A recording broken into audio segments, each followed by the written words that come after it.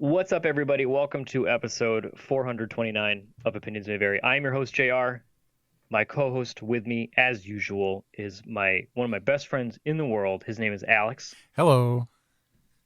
How you doing? I'm good. Thanks for that intro. That's It's that's a new one. it's I'm dropping facts, making sure that people know. We've been doing this for a little while now. I've known Alex for 15 years this year. Isn't that insane? That literally just dawned on me. I didn't know that. This because we met in 2006.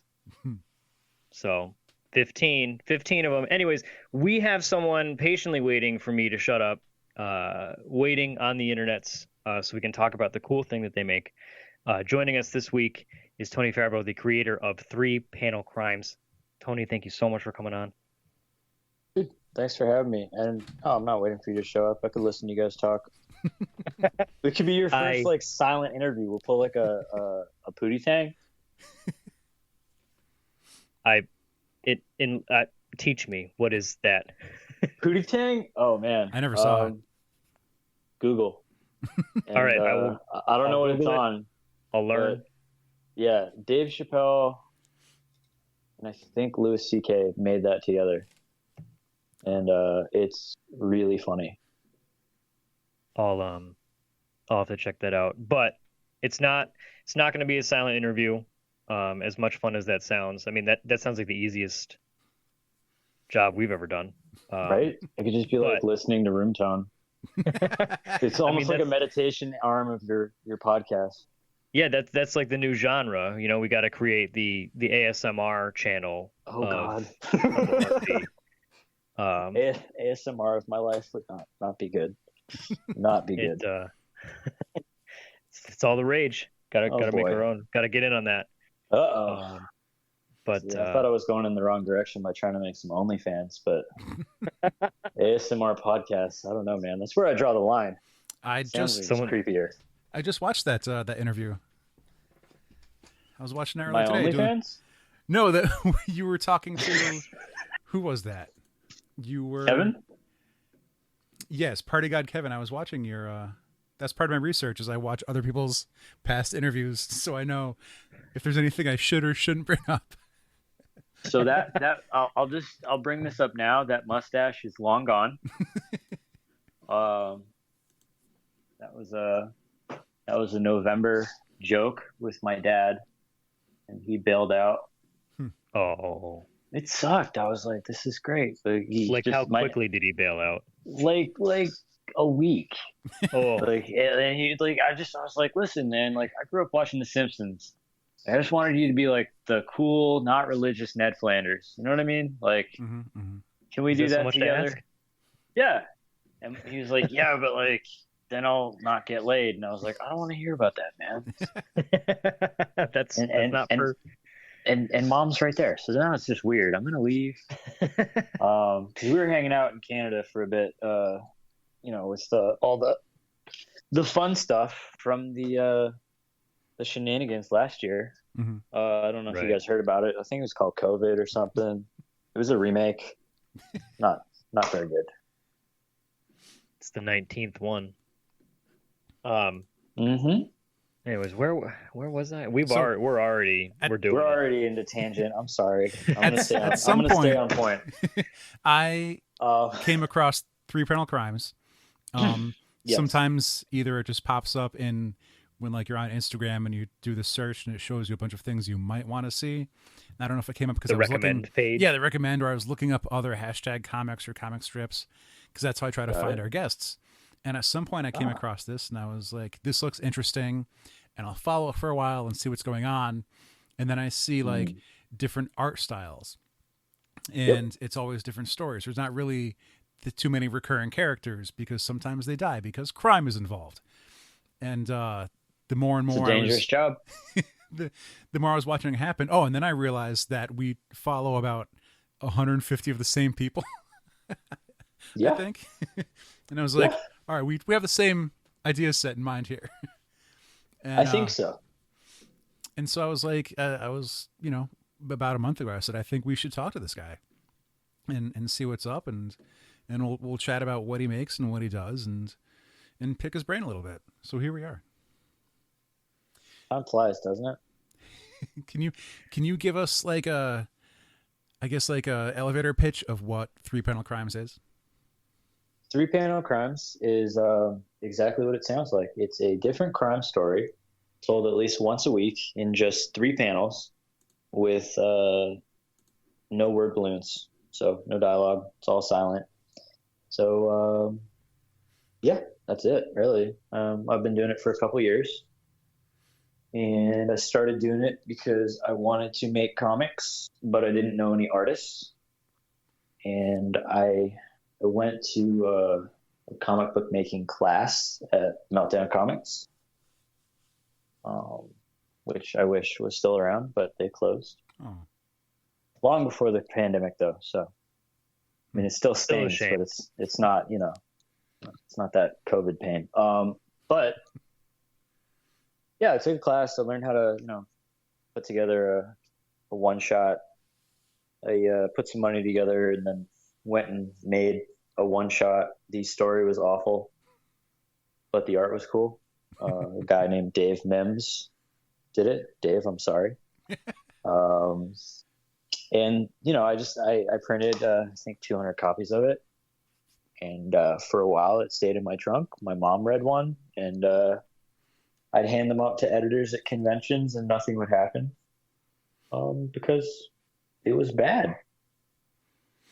So then I decided to, maybe go back and take some more classes over there, because it was really awesome. They were doing this whole like comics university thing, and I used to live nearby. Mm-hmm. And Meltdown was awesome. It was like a hub of comics people in LA, where people would go to kind of hang out and get their books. And they had a comedy show. I mean, it was awesome. I miss it a lot. So I took another class, specifically more about, actually like writing stories and whatnot. And I met some people there. And then I was joking. We were just hanging out after class, and I was like, hey, you think it could be like a crime story in like 3 panels? And we just said, fuck it, let's try. So yeah, we put together a little team. I found an artist, a guy named Dexter Wee, who's somebody I'm still working on.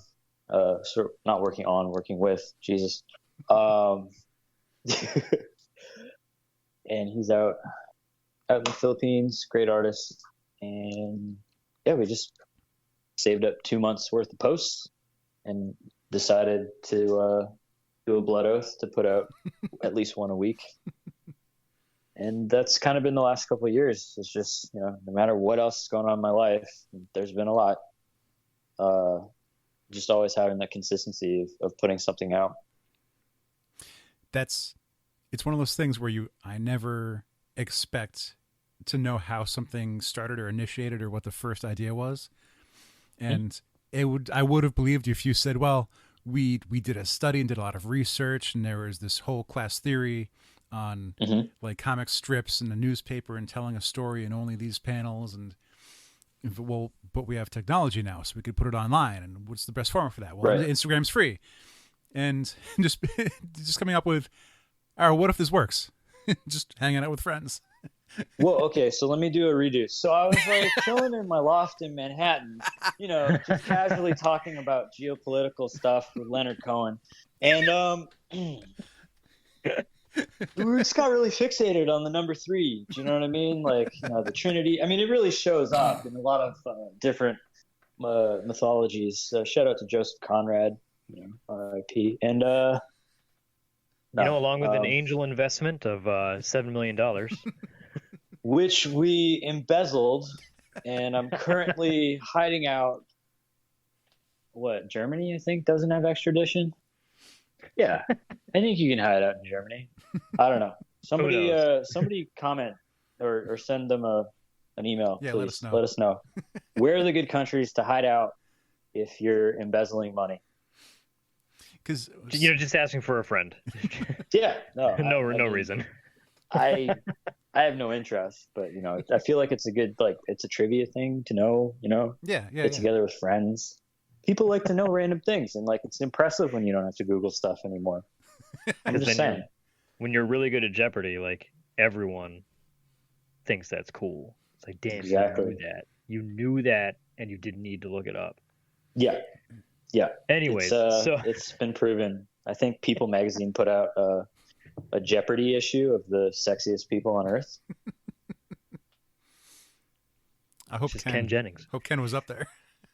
Oh, Ken was the cover. Of course. He's got to be. So, 3-panel crime. One thing I really dig in that, I guess maybe it just kind of appeals to me in that it's simplicity, because one, it's 3-panel crimes. That's exactly what it is. It's crime stories told in 3 panels. When you go to the website for 3-panel crimes, there's an option to get the newsletter by putting in your email, and then it directs you back to the Instagram, because that's where 3-panel crimes is. That's right. It's not, you're not flooded with advertisements and subscribe here and do this, and here's all the, like, everything is just very simplistic. Yep. I'm selling vanilla, chocolate, and strawberry ice cream, and that's all you get. That's good. It just makes it very easy to be like, yo, check this out. Which is exactly what Alex did, because Alex, like he mentioned, he's our guest scout. He's the guy who finds the neat people to talk to, and he sent me this, and I scrolled through a bunch of the most recent posts, and I was like, okay, this one got me good. Let's chat. Alex, by the way, did I send you that Venmo for the bribe that we talked about? That would be the first one. Did we settle that up yet? I forget. Do you take crypto? Once we actually understand what it is, we'll talk. Cool.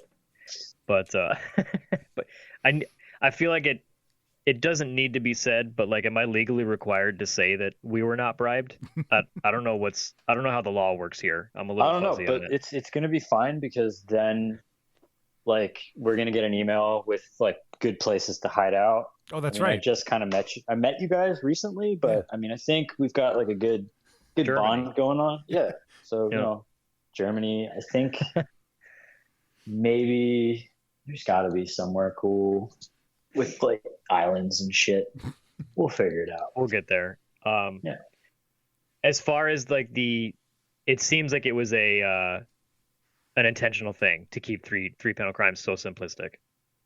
Well, it certainly makes it easier to do something on a consistent basis. Yeah. Yeah, and also it's short, and like there's a little bit more to how 3-panel crimes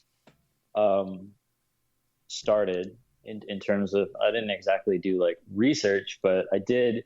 There's a really good YouTube video by a cartoonist. I believe his name is Lars Martinson, and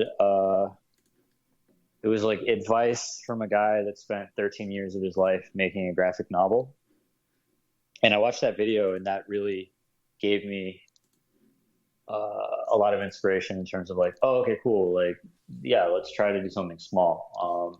Because his whole point was like, he wrote these graphic novels. I think it's called Tanaharu, and he did it in like this extremely labor-intensive cross-hatching with like ink. It took him 13 years to make a fucking book. Sorry. And tons of backgrounds, a bunch of like always more characters, trying to make them right. Like you brought that up on other posts and interviews, and I was like, well, I got to go watch this now. I did, yeah. And like his whole point was like, if I get to like halfway through and I realize it sucks, I just wasted 5 years of my life, and I have to go back and like I don't want to. It's just not the way I'd like to live. So his whole point was like fail faster, which I think is actually a really good way of getting better at something. Like, by failing, I've always learned way more by doing something wrong than getting lucky and just kind of getting away with it. Well, even doing this show, that the number of times where we've gotten it right, and then we go, how do we do that? Like, we're not really sure. Whereas when we do something wrong, like we could pretty much point to it and be like, it was this. So we just won't do that again or do it differently. Like it was the thing where he mentioned the bribe, and then we talked about. But that's where it went wrong. That's the things took a turn, man. And then we got a subpoena in the mail. Like, what's going on? The FBI is here. Now I'm in Germany. Or like Dubai. I feel like Dubai would probably be cool with some stuff. Yeah. Although they have I found out, this is a completely random tangent, but people are abandoning super expensive supercars in the desert. In the desert, They don't want to go to debtor's prison, which they have over there. So they'll get like these crazy loans, and then if they lose their job, they can't pay for their car. So they'll just literally abandon the car in the desert and then run to another country. Which is crazy because like those cars are, because those cars are super expensive. So then like not only is the car a total loss, but like that loan, I don't know. Money is weird. It like exists and then it doesn't. Maybe that's another podcast. Right. Yeah.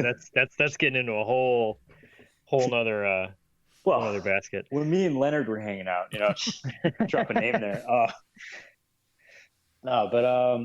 Anyways, the whole thing with Tanaharu really helped, and he was like, "Yeah, feel faster," and that's kind of what I did. And what was nice about something in 3 panels is like there's a beginning, a middle, and an end. It's like a joke. So if the punchline doesn't hit, okay, cool. Why? Like, did I mess up the setup? Did I mess up the rising conflict? Or is the punchline just doesn't make any sense? Which I've put out some where like they're terrible. They don't make any sense whatsoever. But it was a cool idea. And then I'll be like, oh, that's why this doesn't work. Or someone will, say something in the comments and be like, oh, that actually, I'll read it and be like, oh yeah, that would actually make it work. Cool.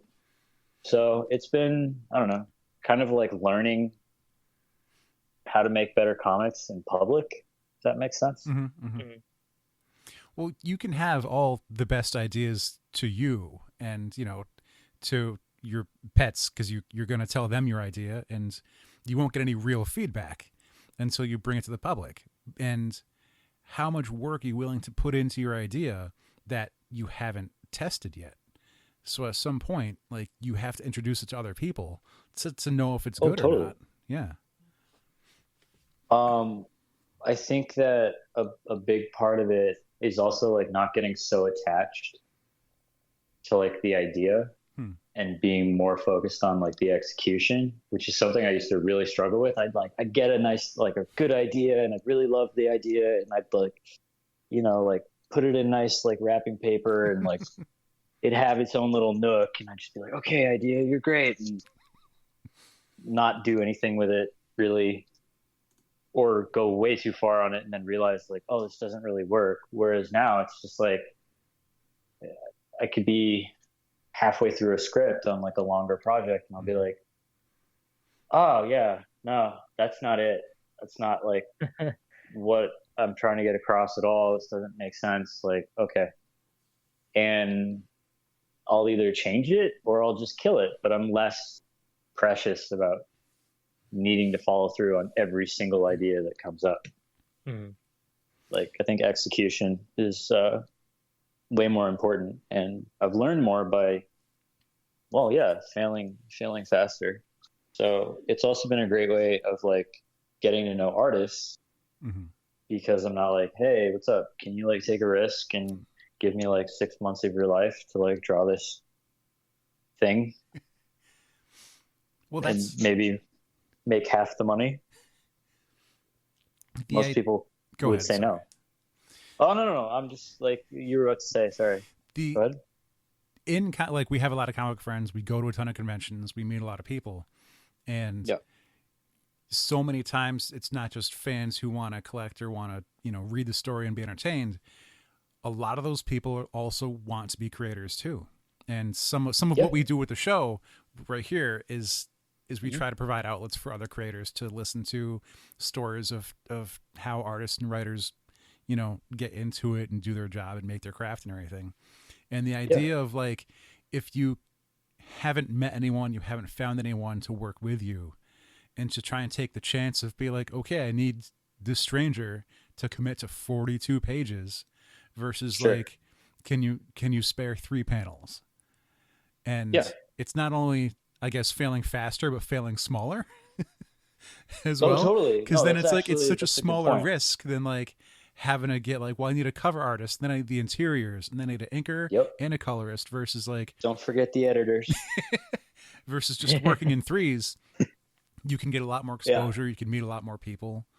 And, you Well, know, it's been also really helpful to learn that 99% of the people that I've met in comics have been absolutely amazing, super friendly, very helpful, and extremely easy to work with.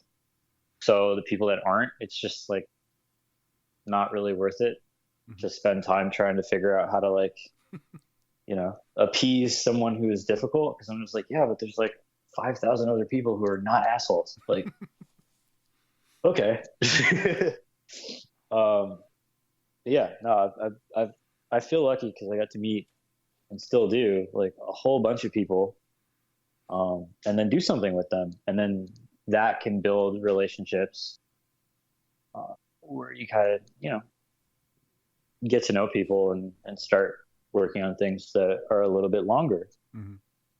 It helps.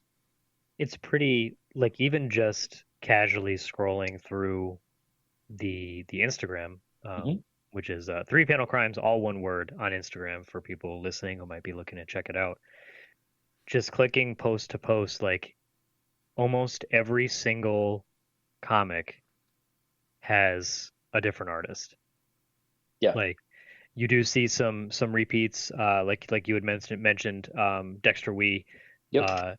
You'll see his name pop up a couple times here and there, but like the variety of artists that you have managed to find and to work with is mind blowing, especially doing this on a weekly basis. Mm-hmm. What's it like finding people to work with, getting them to commit to giving you some panels, to creating some panels with you, and doing this every single week?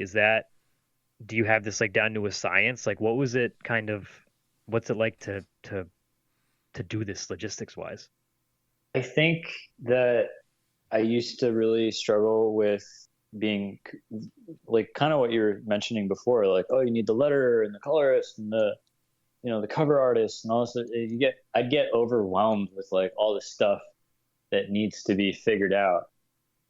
And what I like to do now is just like, oh, everything big is just manageable small chunks of time, spent towards a larger goal. So with these 3 panels, it's part of my daily routine where it's like, I don't really care what's going on in my life.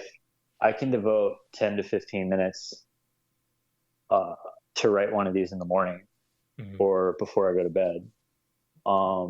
Just like I can write, or I can send out, or speak to different artists just through the internet for 10 to 15 minutes a day. But the thing is like, let's just say that's like half an hour.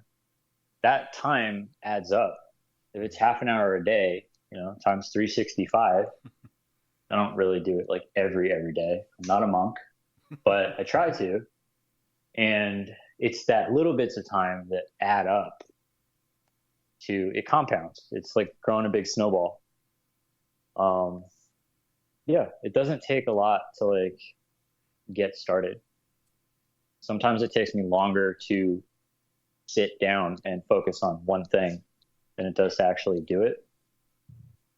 So it's just a lot of just, oh, okay, like this is what I'm doing, which I think is the thing that I was always looking for when I'd like go to conventions or I go hear like filmmakers or writers talk about their stuff. I always wanted somebody to give me like the magic sauce. Like what's the thing? Like, you know what I mean? Like, yeah. Give me the cheat code. How do you get God mode on creativity? What do you do? And it's like, fuck, it's just like a fucking RPG. You just do it a lot. Got it. It's just, for me anyways, it's really just repetition. Right. So if I look at this the same way that I learned how to, like, drive a car, I can drive a car without really thinking about it too much. Is that safe? I don't know. It's up for opinions. But that's just because I've done it so many times that it's not something I have to be, totally thinking about. Whereas when I first started how to drive, like learning how to drive, I couldn't listen to the radio and drive at the same time. I'd be like, I don't know, it would send me out of whack. Couldn't pay attention to music and spatial awareness. So I think, it's the same thing with anything else. And I don't think that people talk about that enough in writing. I also think that, at least for me, my expectations were like, oh, I have to write something and it has to be fucking great, rather than, the reality is like, oh, I'm going to make some really dog shit stories for a while. And then gradually get better over time. And saving his circus bear friend. And Mm-hmm. it still works. But it's like, will this be like Eisner material, or will this be fun to look at? And will this be entertaining? I hope both. But, well, actually, it's funny you brought that up, because I am working on a longer form script for Clown Puncher as a book. Okay. And we're going to, it was something that I wrote last year during the plague times. Mm-hmm. And I was like, there's a lot of stuff that's pretty dark. Let's just do something fun that's not like, white people crying in front of vintage trucks or whatever. I thought it'd be funny to have a dude with massive fists beating up clowns because they stole his pet bear. So I imagine you have a lot of scripts like saved up. If the goal is to write one a day, but you're publishing at least one comic a week, and you have Dexter and you have other artists like that you're working with, do you try to curate the story to the artist, or do you let the artist pick? Because like when we go to a convention and it's like we want a sketch, it's like, well, one guy might not be good at robots, so I'll have him draw Spider-Man instead. Or, some are good at noir and dark and gritty, and some of the panels are really bright and neon colorful. Sometimes I will write something, right? Like, I have a list. So like there's this, I think I owe people, I think it's, there's like 200 people here that I owe scripts to. And then there's some other stuff for like NFTs and animation things, which is a different thing that I do.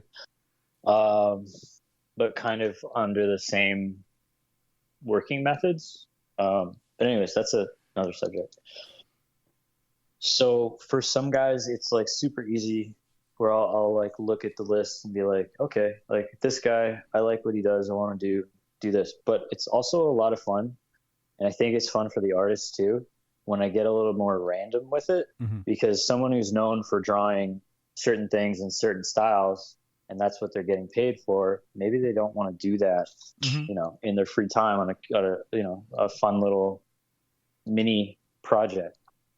So I'll give them something that's not what they usually do, mm-hmm. to let them kind of explore and have fun with the style. Or I'll just straight up ask them, like, is there anything that you feel like drawing? Or are there any themes or topics that are important to you right now that you want to, work on? Because I think, it's really a collaboration between me and the artist. It's not just like, hey, I drew this thing, now go make it pretty. Like it's more like there's a lot that comes through in mm-hmm. terms of we work through roughs to get like composition and story flow down. Mm-hmm. Not everybody. Some guys just like to they'll go off and they'll come back and be like, it's done. And I'll be like, Okay, cool. But I really like it when we get to kind of go step by step, because those are usually the ones that turn out better. But yeah, it's there's stuff that like won't even be like in the actual script, but the artist will be like, well, I thought it'd be kind of cool if like I added this. Like, yeah, that makes it better. Good job.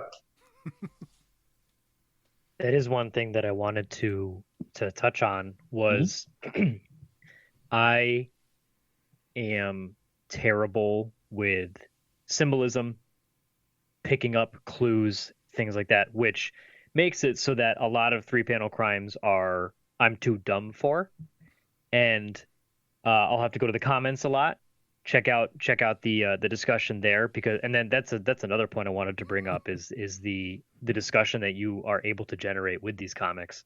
But first I wanted to talk about like the detail in the actual panels themselves. Like this isn't something where you can just like graze through on the surface and be like, oh, that was cool, that was a crime, I get that one. There's someone like specifically I'm looking at Ye Old Tattle Timmy, which I didn't get at first, and I was like, wait, what just happened? And like looking in the comment, I was like, okay, all right. And like every time I scroll back and forth through the 3 panels, I see something new. There's so many things in the background to pick up on, and so many clues that are there that like if you're just reading through it really quickly, you're gonna miss it.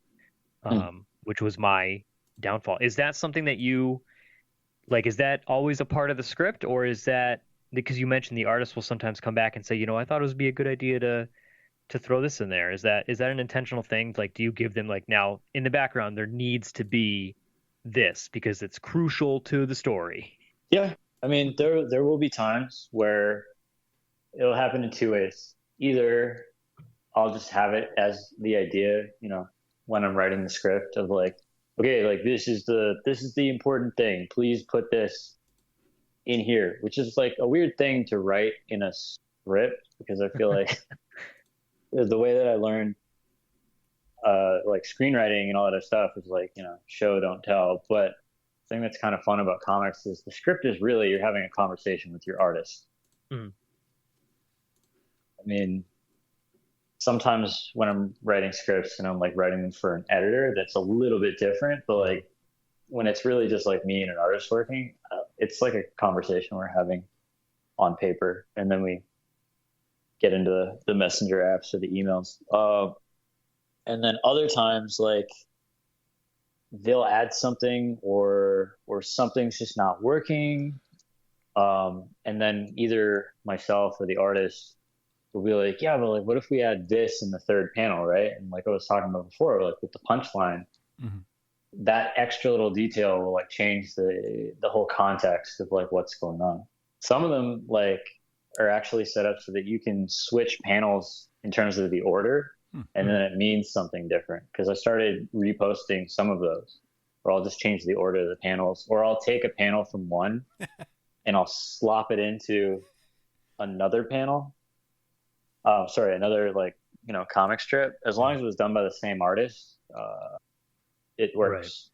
Right. Which has been fun. But then you get people that are like, "What the fuck? This is bullshit." That's a really Todd McFarlane method. This is from this other one, and I was like, "Not mad at you. Like, you've been here a lot. You've been here a long time. If you recognize that art, so thank you." It's one of those things. It pays to slow down and like take it slow while reading the comic. It's only going to benefit you to like really look at the panels and not just like blast through all three and be like, okay, that was cool.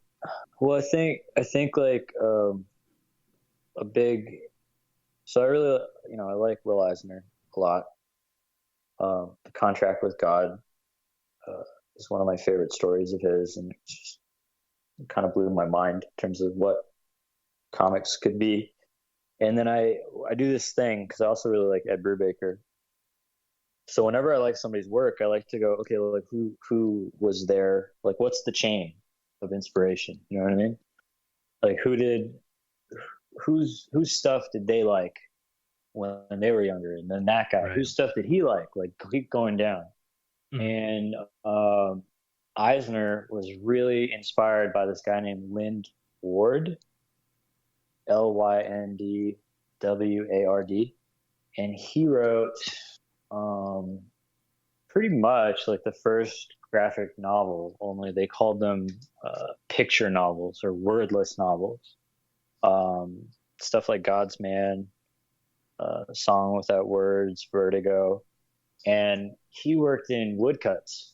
So he would make these that like talk about labor intensive. And it was back in the 30s, around like the Great Depression is when he got out of art school. So he made these wordless comics, really. And the thing about reading those is you can totally flip through them and still kind of get what's going on. But taking a slow approach to it is a lot more fun. Just noticing little details. Right. I mean, I feel like that's why like Jeff Darrow's stuff is really cool to look at as well. Yeah. Like all that hyper detail and things. You just catch little things. And like, that's something I used to love when I was a kid. I was really into those, like, did you guys read those cross-section books? You know what I'm talking about? Yeah, I think so.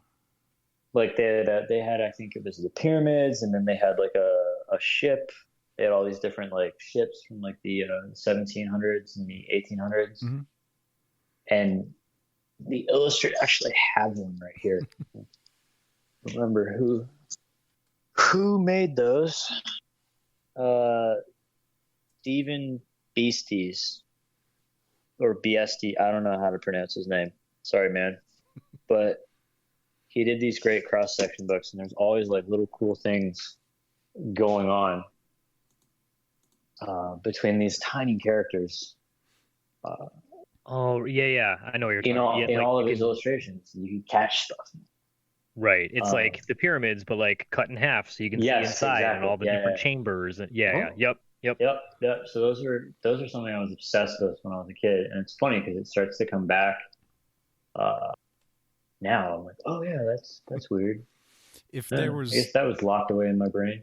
If there were too many word bubbles in a Jeff Darrow book, like it's covering up so much art. Like and I don't think that, like, I don't know. I prefer to have more panels or less panels, and more space for the actual art than a bunch of people talking. Because if I wanted to watch people talk, I'd watch like a stage play or maybe some television, depending on what it is. I think, like when Mike Deodato has to draw for Brian Michael Bendis, and to be like, okay, so you got to draw all the Avengers down in this corner, but leave all this space for the 30 word bubbles that got to fit in there. It's like, no, I want him to draw like show me the entire Hulk, dude. Like, yeah. Or get like cool with the way that you like weave the speech bubbles in. Yeah. Like do something like, and that's another thing where I don't think like letters get enough credit for some of the shit that they do. Right. Because I feel like if something's like really good, that's the thing that sucks about it, is like you don't really notice if the lettering is like top notch and amazing, because it helps the story flow so much better. That you're almost not paying attention to it at all. But there's something I was working on, because I started talking to Russ Wooten from doing like 3-panel crimes and stuff, and we've started working on a few different little things because he's super busy.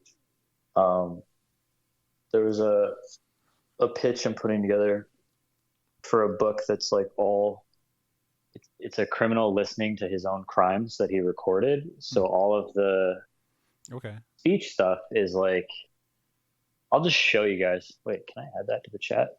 Hold on. People listening at home are just getting jealous because we're getting the inside scoop. Jealous away. Is this something we could show, like put on our Instagram post, or is this like still being worked on in secret? It's being worked on, but I don't really mind. Okay. Maybe like one page rather than the whole thing. It's 2 pages. The thing that I was talking to Russ, I was like, okay, well, I want to do something different with these captions. I don't want just like a square box with different colored backgrounds to say like, oh, here there's different people talking or like whatever, any of that shit. Mm-hmm. So I was like, what about sound waves? Can we like do lettering as sound waves? And he was like, yeah, let me like look into it. I'm just trying to find it so I can add it to this thingamajig. But it came out really cool and I liked it. So yes, give letters more credit. Seriously. It's from the guy who makes silent comics.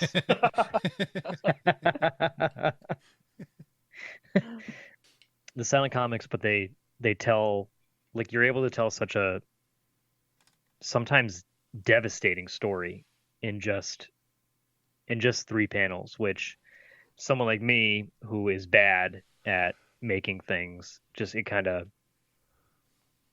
blows my mind that you're able to do so much with so little, or like in such a small space. And that's I wanted to sidestep into what I had brought up earlier, in that not all of the comics may have a very clear like story to like the average reader like myself, which generates a lot of discussion in the comments. A lot of people will be like, hey, I didn't really get this one. Can someone help me out? And then you get a bunch of people like, I interpreted it as this, and I interpreted it as this, and like it's not always going to be the same. It's not. Sometimes people will have drastically different interpretations of what the story was telling. Is that something that are those intentional decisions on your end, or is it just people kind of coming up with their own? Like, do some of these comics, are they created to generate discussion? Not most of them. I think sometimes a lot of it, like, there's some shit where people will come up with like conspiracy theories and they'll be like, there's a poster and it's about 9/11. I'm like, I don't know what the fuck you're talking about. Like, yeah, go. Like, let's go down this rabbit hole. Pull on that thread. I want to see what happens. Like, the dude punching a clown.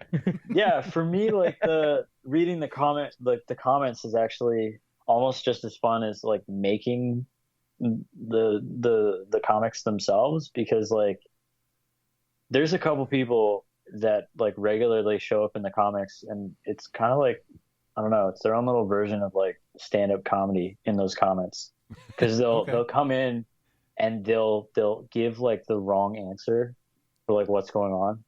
So it's like just like completely out of left field, totally not what's happening at all, but it's, you know, they're joking. And then there's people that don't realize they're joking. They're like, oh, you're an idiot. What the fuck? Like, it's just, God, the internet.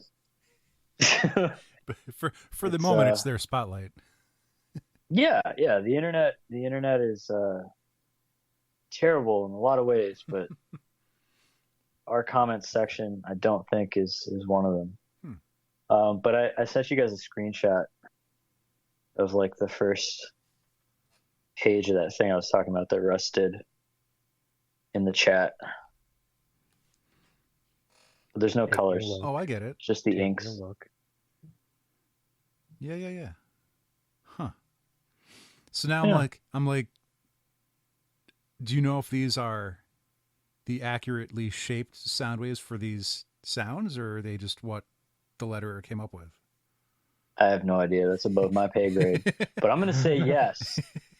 So we went to Bob Dylan's house and we were like, listen, man. No, I could ask him. So when we do the podcast and depending on who's uploading or editing, we can look at our sound file, because there's a bunch of squigglies on the screen, and each of us can spot our ums, uhs, and on there. Yep. Like we know what it looks like. I'm just gonna clip that out. I don't even need to listen to it. I know that doesn't need to be there. That's almost like you guys could do a polygraph test on yourself. You're like, he's lying right there.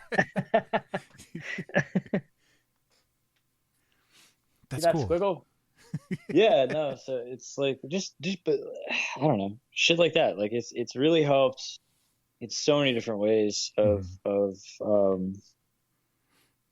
just for working on stuff and making new projects with people is like great. Like let's start on something small. Let's see if this even works as a concept, and then if it does, great. Let's expand on it rather than you know, let's decorate the house before we're finished building it. Yeah. So it's been a lot of fun. I really dig it. It's pretty. Oh, go ahead, Alex. I was going to say one of the things I saw on your personal Facebook page was looking for nominations to the Ringo Awards. Have you? I haven't checked this. Have you gotten into other awards? Because I know I saw you were looking for nominations for last year's, and this year's nominations are currently open still, I believe. Yes. So that would be cool if anyone wants to vote for us. You know, do that. Maybe send me an email. I'll send you some drugs in the mail. I will not do that. I'll probably send you some like comics or something. So we had Randy Tischler on in 2019. He's the guy that runs the Ringo Awards, and he helps organize a lot of Baltimore Comic Con. And so like we had it was a really fun episode of like talking about how to run a convention, but also like how to gather their judges and their panelists. Sure. And then what categories, they want to have and how much of a crazy untapped resource that webcomics have been. So I saw that and I was like, hey, it's a connection that we're kind of a part of a little bit. It'd be really cool. Let's go ahead. No, I'm just saying, like, I'll just not send you guys some more bribe money after the show. We'll just, Right. Yeah. We'll figure this out. Like, what a coincidence. How weird. Like, random. Now I have 16 Ringos. I know this is so crazy. What's going on? Whoa, where did I get that face tattoo? I don't know. It just happened. Yeah.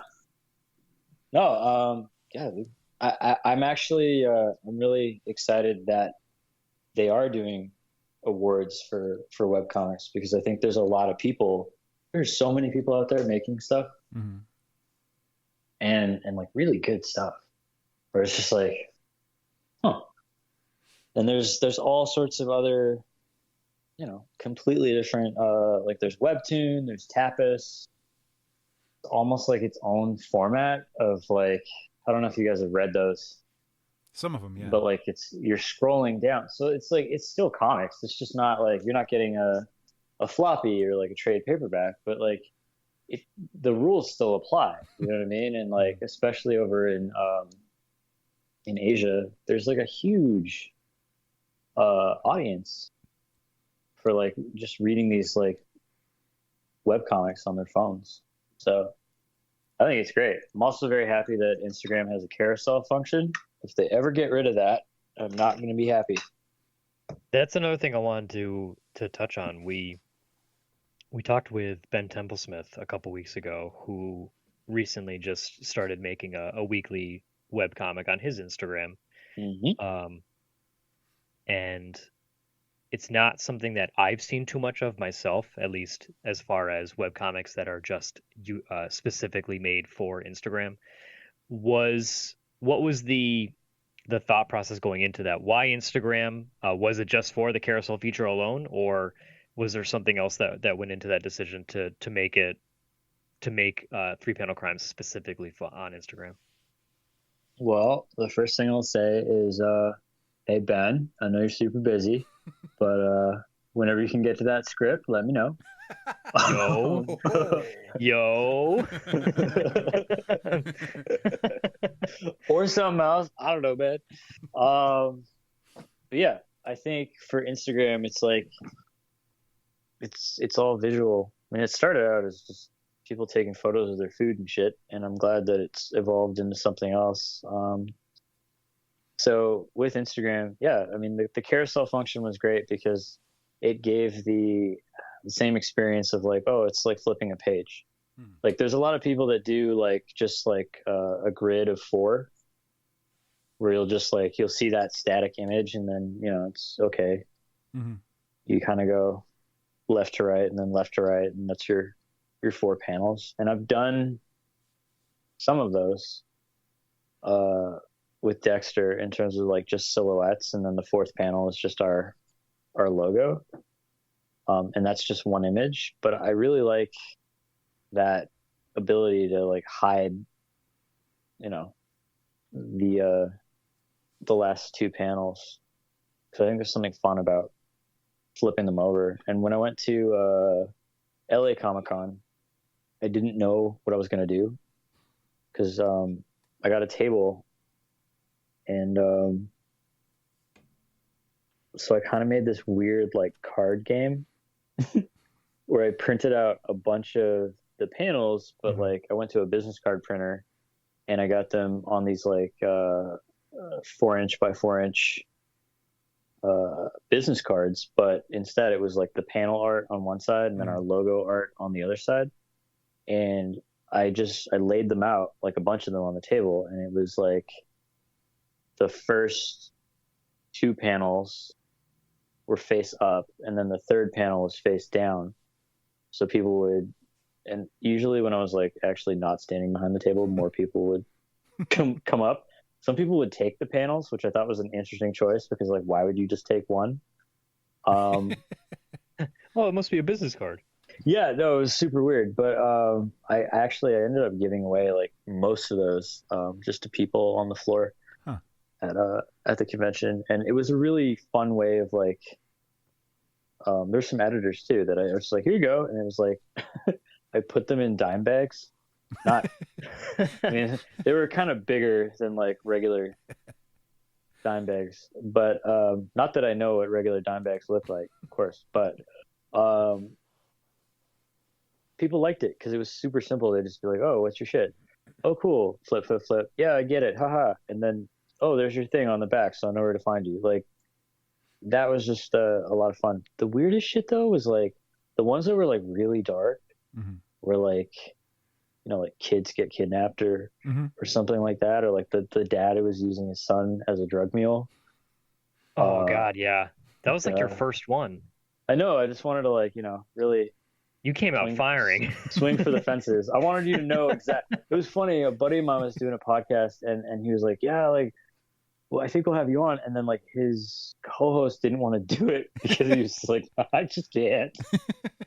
Like it gut punched him. So, but he has kids, so like I think it's probably a different thing when you have humans to look after. Probably it maybe hits a bit different. But the funny thing is, like, people's like grandmothers would like, or I would assume, let's just say grandmother age, right? But like cute little old ladies would like come up to the table and like flip the 3rd panel, but they'd always fucking smile or like chuckle to themselves, and I was like, whoa, what's going on? I expected them to like freak out and be like, get this man out of here. They're disgusted, but like, no, actually, like they're remembering their past. Yeah, exactly. Like grandma goes hard. Like she was like, yeah, I got away with murder.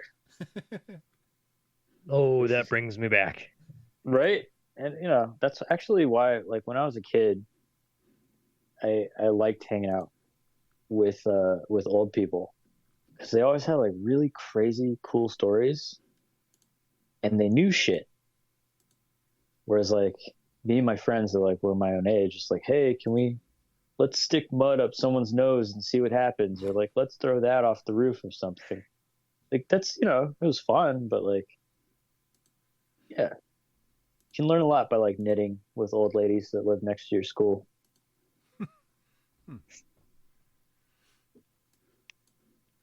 That's a good went in a direction that I wasn't expecting. Oh man. We've been not instructed, but it's been suggested that we bring up a particular topic Yeah, I bribed you guys to bring this up. There's a lot of you guys are making some money. Yeah, apparently. A whole $5 for once. Wow. It only took us 9.5 years to get there, but we finally started making. We only have 9 years of paying for hosting fees and everything we should have had you on until sooner. we break even. But well, hey man, I mean, if you guys want, we can always run some extension cords, over to the neighbor's house. We'll just maybe tap in. mine some crypto. Let's not. Oh no. We'll figure it out. We'll figure it out. Let's just make sure that we. We'll talk about that after we're recording. Do we have to talk about Excaligator? I mean, does anyone have to talk about Excaligator? Do you have to talk about it? But this came up. This came up in pre-show, and then it was no. We need to talk about this while we're recording. The place, but not the weather. Mm-hmm, mm-hmm. Fair. Yeah. The shenanigans, great. Keep doing you, Florida. You guys are killing it out there. But a friend of mine who grew up in Florida. So I've obviously I do things other than just 3-panel crimes. So I've got some full length graphic novels in the works, and one of them is called Recoil. So I was a huge fan, and still am, of pretty much everything Ed Brubaker has done. So he was a big part of why I started writing at all, because a lot of his stuff was loosely based on some of his teenage years. I'm not saying I was using children as drug mules or anything like that. So let's just throw a disclaimer. But I definitely had some interesting times when I was a teenager and when I was in my early 20s, and decided to start, writing about some of these people that I came across and characters and whatnot. And I think what I love about criminals is they're just people that are taking shortcuts at life. Mm-hmm. Sometimes it doesn't always really work out well for them. But that's a really long segue into I'm always kind of working on something and writing these really wacky crime stories down and seeing how I can use them, kind of match them to relatable, human being situations, which thanks to Florida is not really that hard these days. But Excaligator is, she told me, and I had to it took a while to stop laughing, but it's an alligator. I don't know if it's still alive, but it's just swimming around Florida. It's a massive alligator, and it has a very large knife sticking out of its head. And the premise is that whoever removes the sword from Excaligator will become the king of Florida. So I'm pretty sure that whoever put that knife there probably did not survive. So pretty sure justice has been served in terms of the Excaligator situation. If anyone knows what happens to the gator, what happened to it, right? Maybe it was rescued, adopted like a pit bull. I don't know. Send us an email. But yeah, so I've been working on that. When I put up the post, I'm gonna have to find the picture of this alligator with this huge knife just in the middle of its forehead, just sticking out of the top of its head.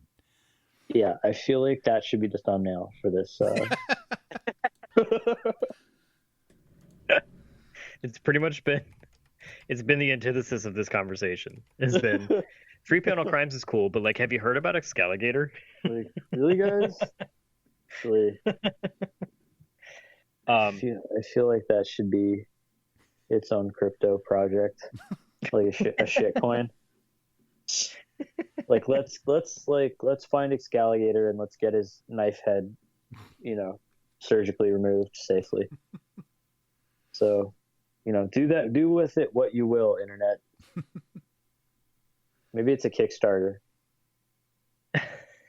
Anything could be a Kickstarter if you want it enough. Right? We'll sell didn't the that book. Didn't that one guy make egg salad? Yeah. Kickstarter. Or was Really? that He a raised like was that a he raised like GoFundMe? 10. That was I think ridiculous. I can't remember if it was Kickstarter or GoFundMe. It was like I want to make egg salad, and he got like $20,000. Okay, but So much egg salad. how was the egg salad? I'm googling it now. I'm googling egg salad crowdfund potato salad by Zach Danger Brown on Kickstarter. I like it.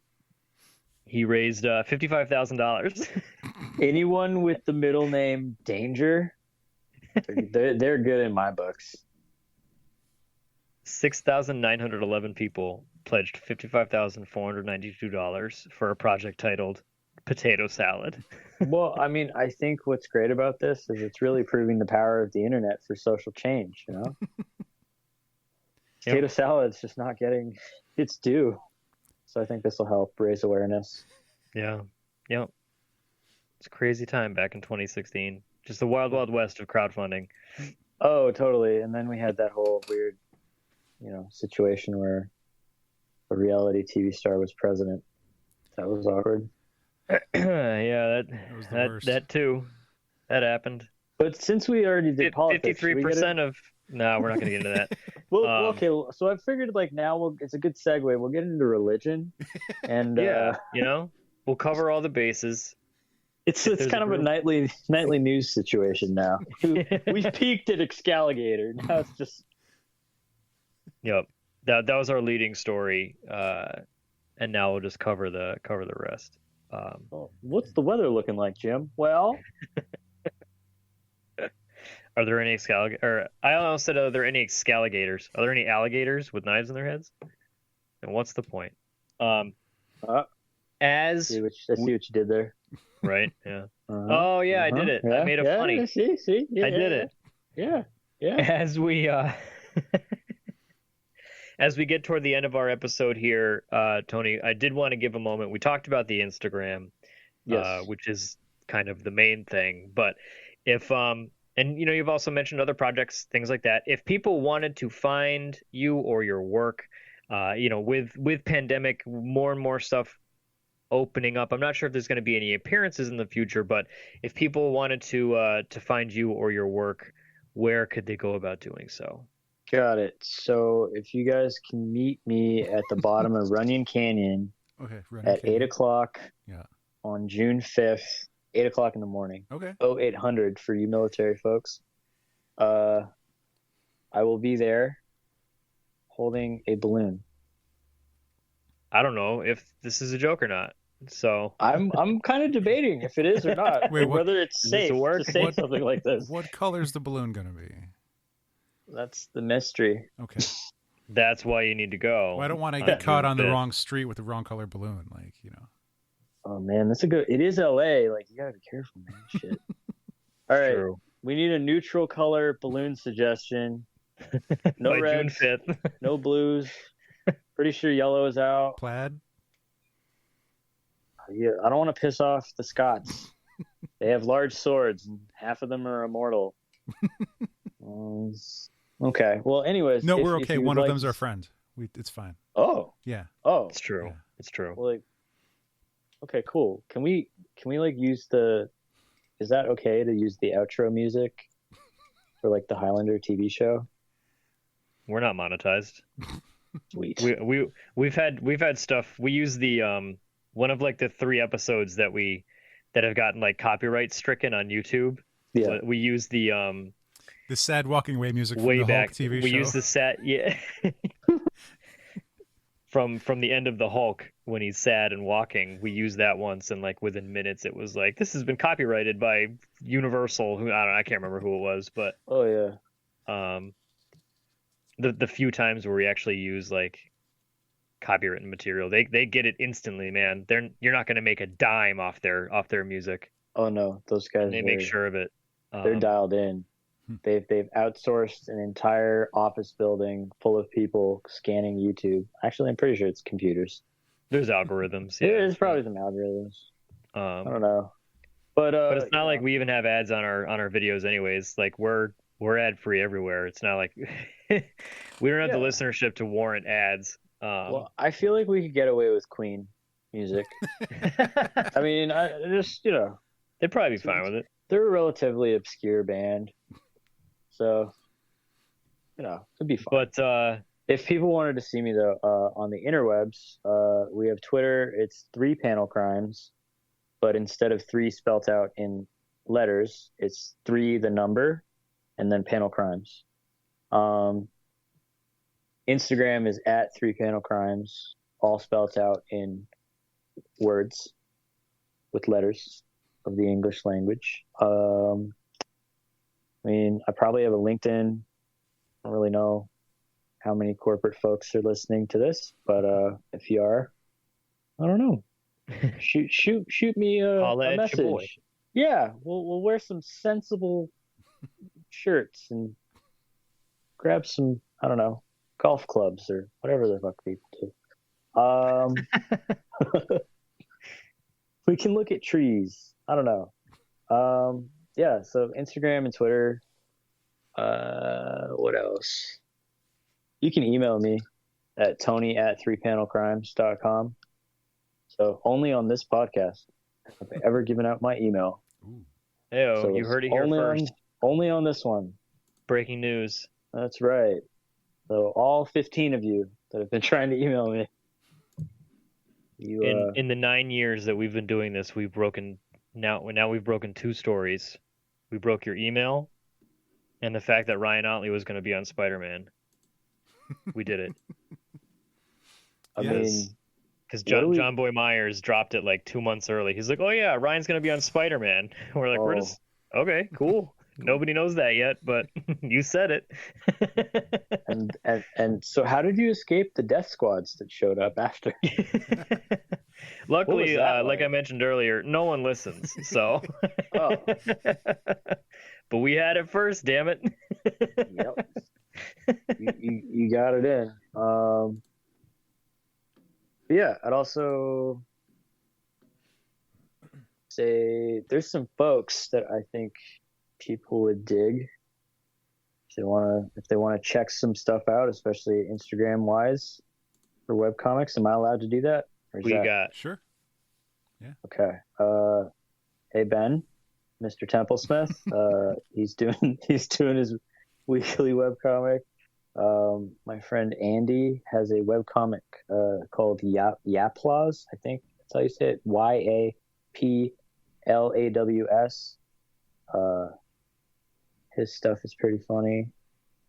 Gadim _public. We're doing something with him, and I'm super excited about it. He doesn't really need the help, but I really like his work.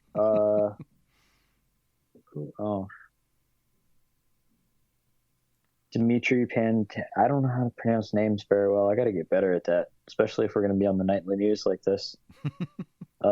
Mad Dog Jones does some really cool shit.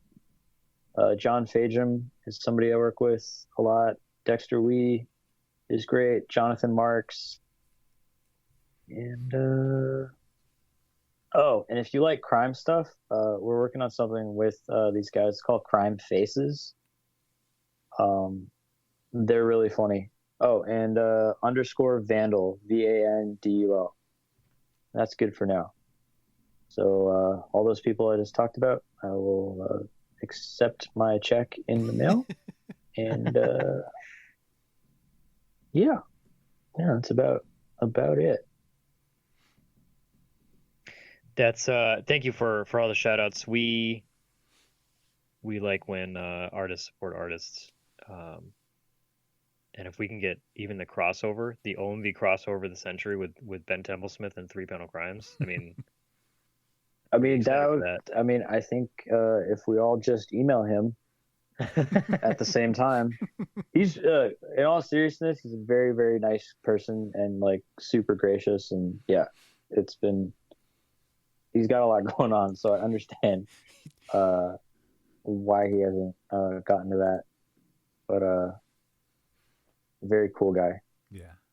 So I would love for that to happen someday. Let's make it happen, Ben. Let's capture the dream.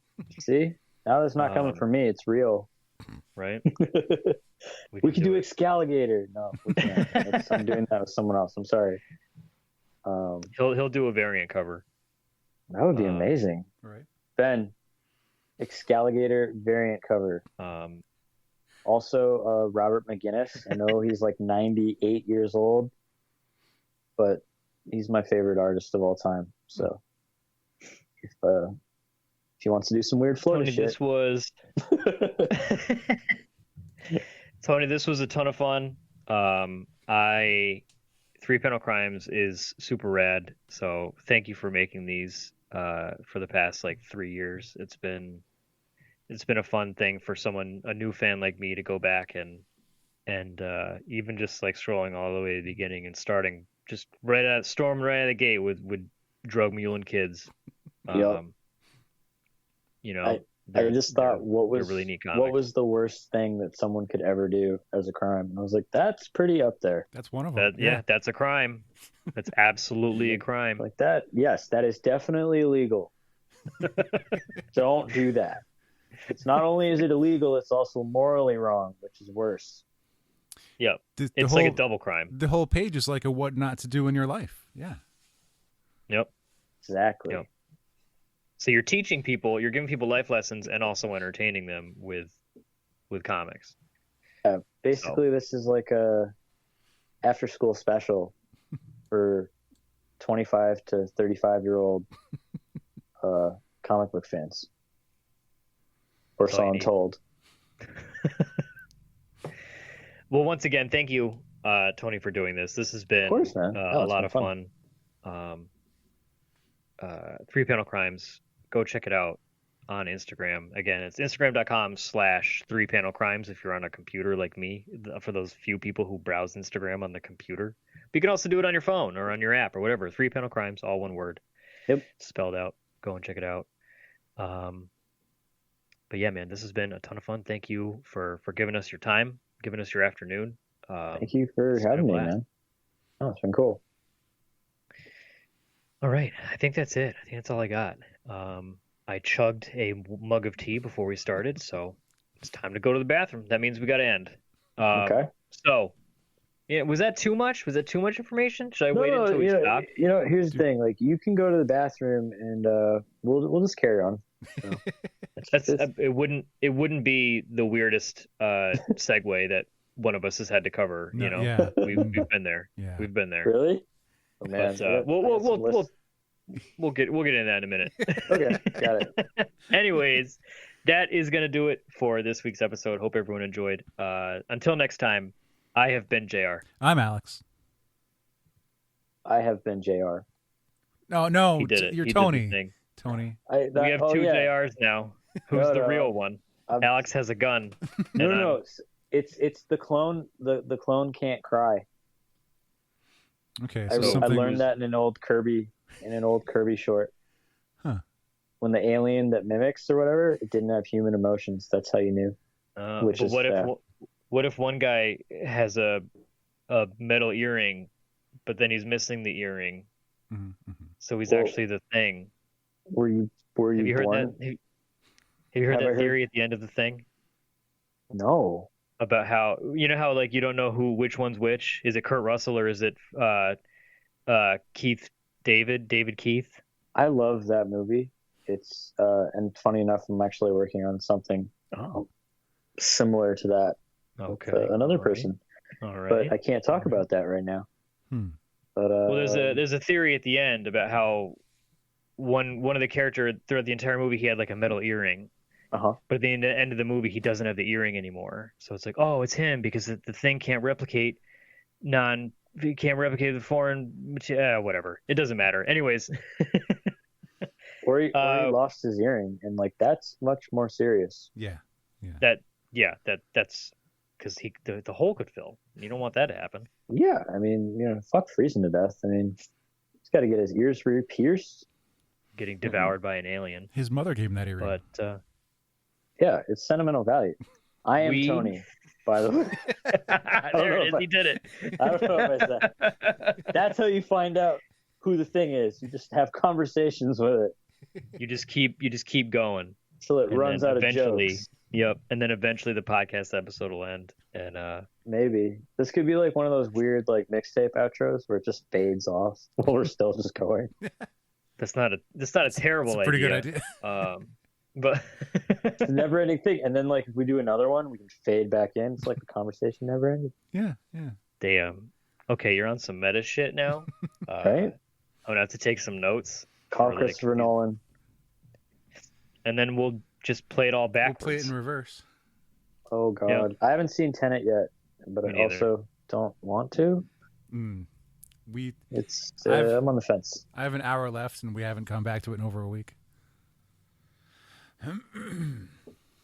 Okay, I don't know what that says about me. I'm ending this episode. That's a hard cut. We need to Right stop. there. All right. He said his name, so I'm gonna say, and this has been episode 429 of Opinions May Vary.